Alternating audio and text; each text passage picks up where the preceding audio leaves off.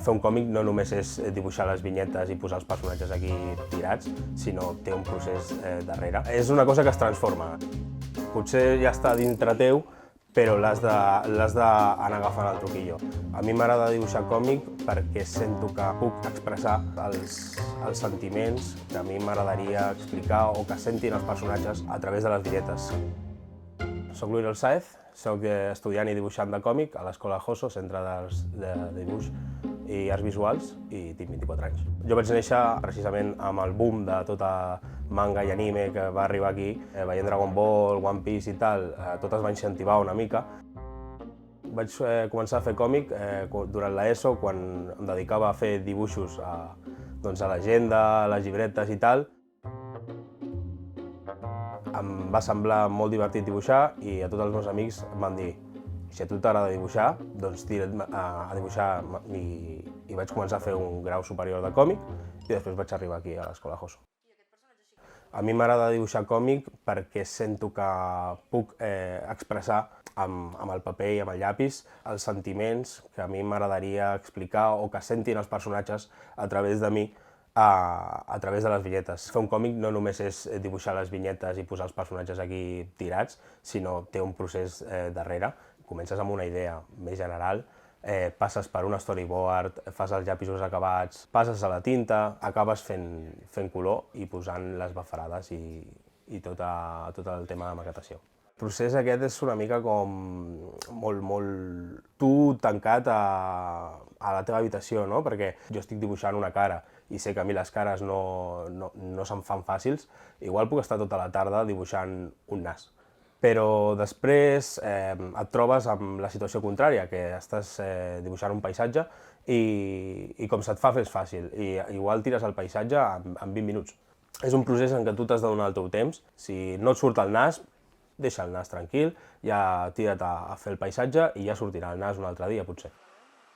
Jo m'aixeco a les 7:30, més o menys, del matí, visc a Badalona, aleshores m'he d'aixecar una mica més d'hora, i després surto de classe a la 1:30, arribo a dinar i ja està, cap a casa a seguir dibuixant. Crec que tinc una bona imaginació i aleshores m'agrada molt el tema de crear mons i crear societats, crear races i tal, que puguin viure en mons i siguin mons realistes, tot i que de fantasia. L'estil costa molt de trobar i jo encara soc molt jove per dir-te si tinc estil o no. Sí que et diria que estil com a tal he de créixer molt més encara i arribar a publicar fins i tot, perquè arribar a trobar un estil. Hi ha gent que porta 20 anys en aquest món i encara està trobant el seu estil. Aleshores, és una cosa que es transforma.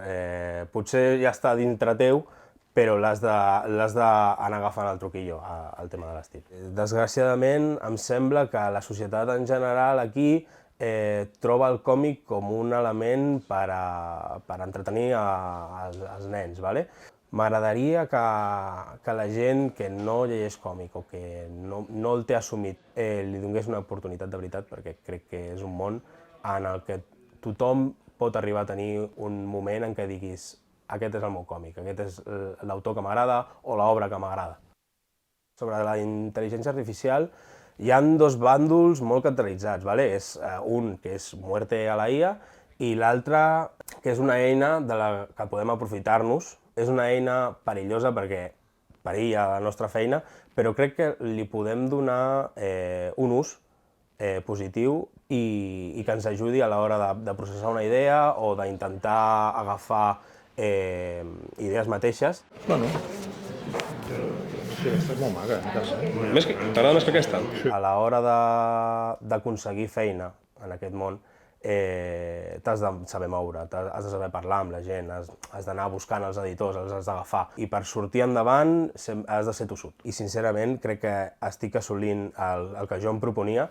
M'agrada el que estic fent i puc arribar a treballar del còmic. El meu somni també seria poder aconseguir deixar una marca en el món del còmic. Hi ha molts autors que han deixat el seu llegat de còmics al món i estaria molt guai poder ser un d'aquests autors que passen els anys i veus les seves obres i dius: ara ho entenc tot.